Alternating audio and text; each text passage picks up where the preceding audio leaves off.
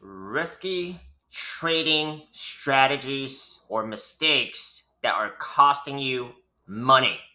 I'm going to speak to you guys from my own personal experience after 5+ years of trading and what those mistakes are and how I have improved upon them to make much more profitable trades.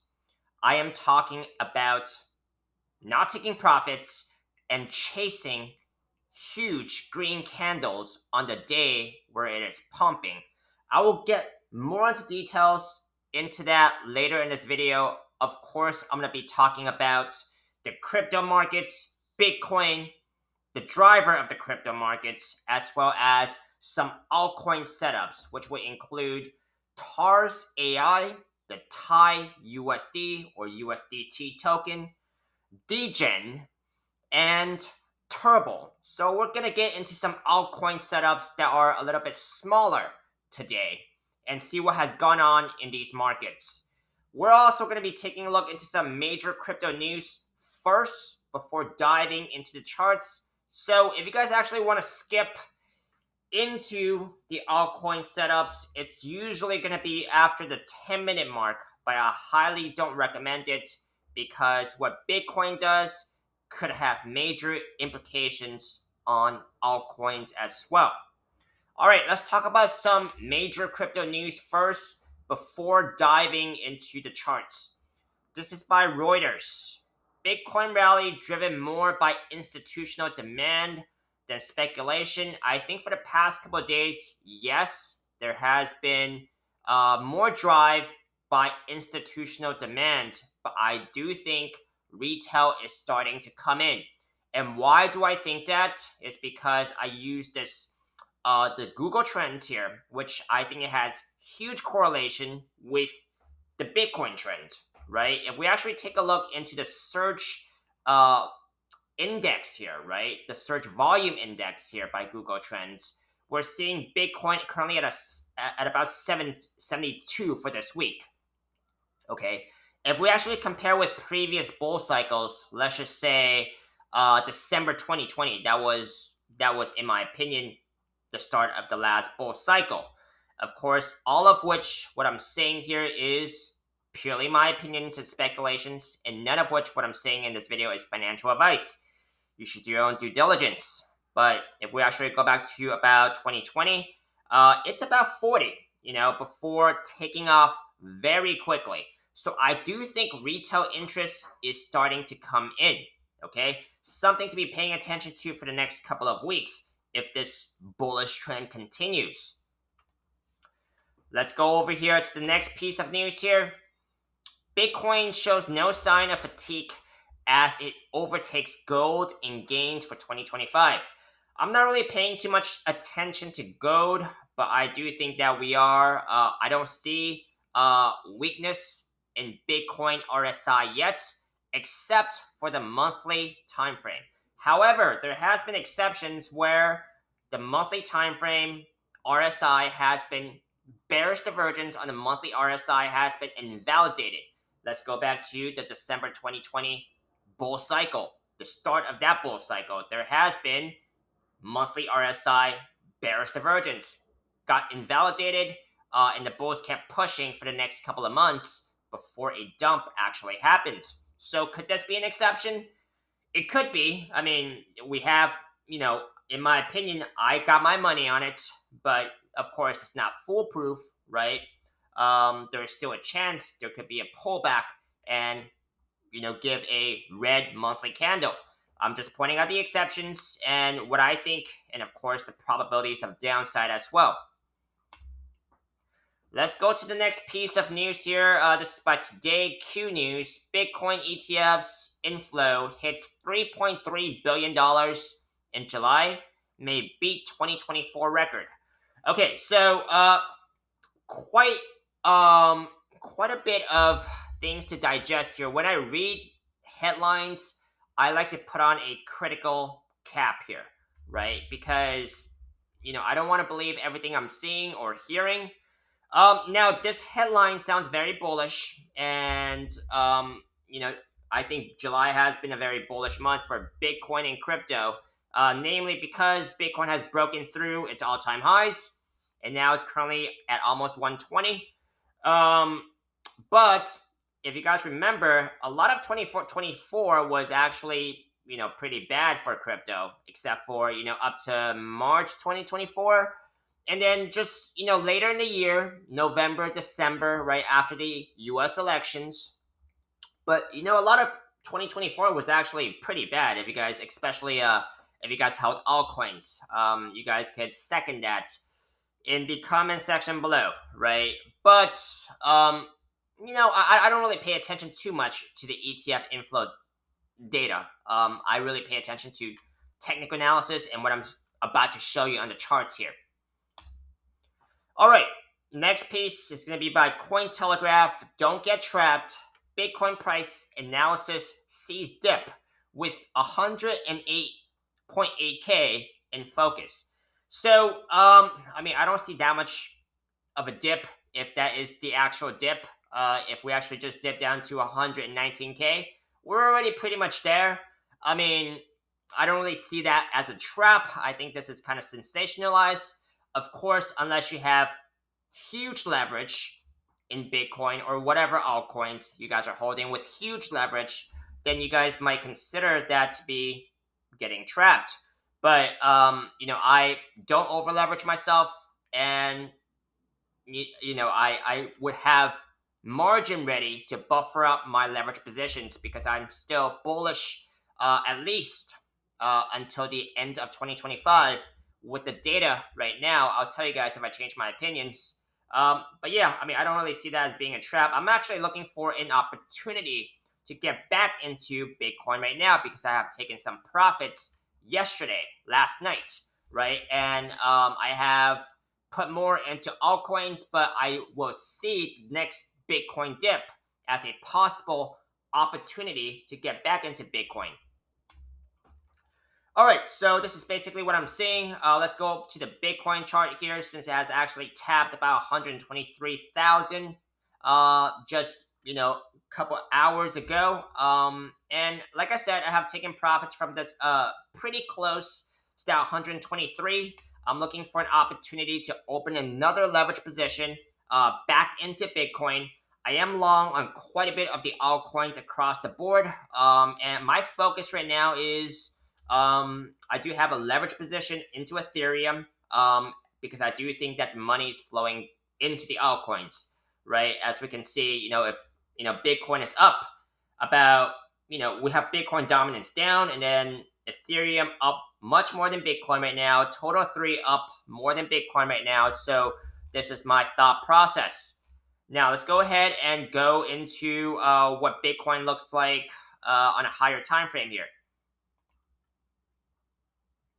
Daily time frame. Okay, we are still trying to break above.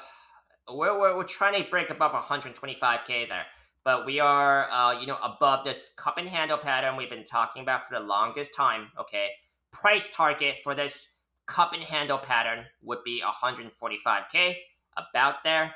Of course, price targets are estimates only. It could be more, it could be less. Depends very much on the markets. I do think that this 145K target will get smashed because I personally think that we're in a very bullish market right now. So that's basically what I'm seeing, and why is that important is because if Bitcoin has more room to run, then so will the altcoins.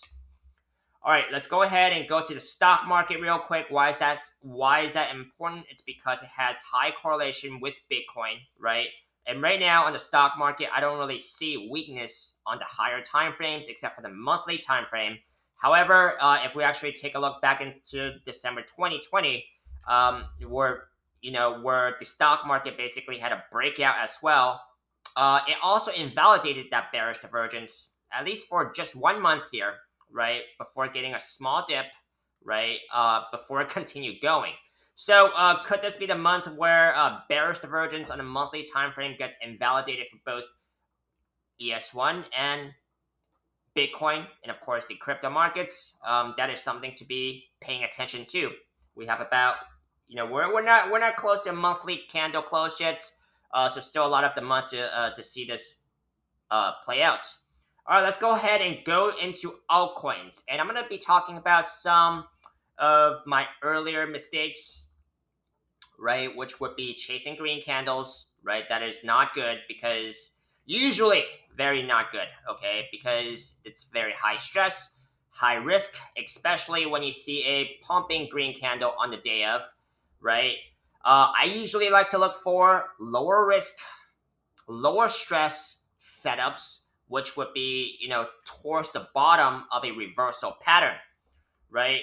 Also, not taking profits, that's going to be your second, that's what I would think it's the second mistake that a lot of people make as well. Just speaking from my own personal experience, because I'm human and emotions are keeping you or me to keep making those mistakes, right? Because when you see a green pumping candle, my emotions are going to tell me to jump on it, right? And otherwise, I'm going to miss out. And when I see profits, when I see my current positions, being in profits, my emotions are also going to tell me not to take profits because it could continue going up. I gotta trade against those emotions, and since then, I have been getting a lot more profitable results, right? And that's just something to be sharing because during this bull cycle, I think it's very important to take profits, and places where I would take profits are at resistance levels, depending on the time frame, of course, and what the time frame is also very important because let's just say if I'm trading leverage, which are more risky positions, I will probably want to take profits at a lower time frame. Versus if I'm trading spots, I might want to aim for a higher time frame resistance to take profits, right? Just because leverage is more risky, I don't want to hold it for that long. And spot is less risky, relatively speaking. All right, so let's go ahead and go to TARS AI and see what's going on in this market here since the last time we've talked about it. Okay, TARS AI here, it's currently trading at about 8 cents. And I think the time frame to be focusing on right now is going to be the daily time frame. Right? Daily time frame here. I'm going to wait for the charts to load here. Actually, the 3-day time frame because this falling wedge pattern, which is a pattern you guys should definitely train your eyes to see. It is the most common pattern that I see, right, on my charts. And it's usually very simple and effective because it usually tells you that it's going to break out to the upside. And in this case, it looks like TARS AI has actually broken out to the upside. Price target for this breakout here, adjusted for this breakout point, would be about 13 cents. If we actually zoom into the lower time frames here, we can get a clearer picture on what the price action could be doing right now. So since the breakout here, it's been trying to stay on top of this daily 21 SMA. Moving averages are going to be one of the most important things you guys want to see on this chart because it will tell you where some resistance and support levels are, some key resistance and support levels are. And in this case, the daily 21 SMA was resistance, and you can see that TARS AI is still trying to establish itself on top of this blue line here, the daily 2150 SMA. The next key resistance on this time frame would be the daily 50 SMA, which is about almost 10 cents there. Now, like I said, price target is our estimate only. It could be more, it could be less. What happens if TARS AI reaches that target? Well, what I would do is if it consolidates at that level, I would chart the consolidation pattern and see if I can get any more clues on if it will continue going up or will it be pulling back from there. There are a lot of scenarios that could happen when even after a breakout here, it's not going to be smooth sailing. And of course, it depends on what type of market you're trading in. But I do think that we are trading in a much more bullish market, even comparing with last week. Okay, so chances are, okay, not 100%, it could smash this target, right? So that is basically what I'm seeing. Now there are probabilities that this could break back into the pattern. Of course, got to consider that risk as well, and that would invalidate this breakout and give you a much lower price action relative to its price target. Let's go over here to DEGEN and see what's going on with this market here. Talked about this last time. Okay, daily time frame. Daily time frame, it has formed a falling wedge pattern. Okay, broke out of this pattern. Price target is going to be about 0.55 cent price target. It has actually reclaimed some of its daily moving averages as support. Now it's trying to get back on top of the daily 200 SMA on this time frame. It's currently acting as resistance, currently about 0.475 cents, right? Now, price target is going to be about 0.55 cents price target. Now, if DGen is actually able to get back on top of its price target, let's see what it does with its consolidation pattern. Now, if we actually zoom out here and see if DGen goes further, right, we can see that it's still making round higher highs and higher lows here on this weekly time frame, since it has hit bottom here at about 0.2 cents, right? So higher highs and higher lows are good because it tells you that it is on an uptrend on that time frame, right? And if it continues making these higher highs and higher lows and be on an uptrend, it could form a cup and handle here at about that 0.9 cents price level. If you guys can see the weekly time frame wick here, right? But that is not developed yet, and when it does, we can come back here and update this chart, and I'll tell you guys my thoughts on that later on. Let's go over here to the next coin here, which would be Turbo. See what has happened in this market since the last time we've talked about it. Today it is pumping, okay? And today it's pumping by almost 30%. What could be happening in this market of Turbo? Okay, weekly time frame. I've talked about this quite some time ago. Okay, falling wedge pattern. Like I said, very common pattern, the most common pattern. Price target out of this huge falling wedge pattern on this weekly time frame is about 1.1 cents there, price target. Since it has broken out, it hasn't done too much.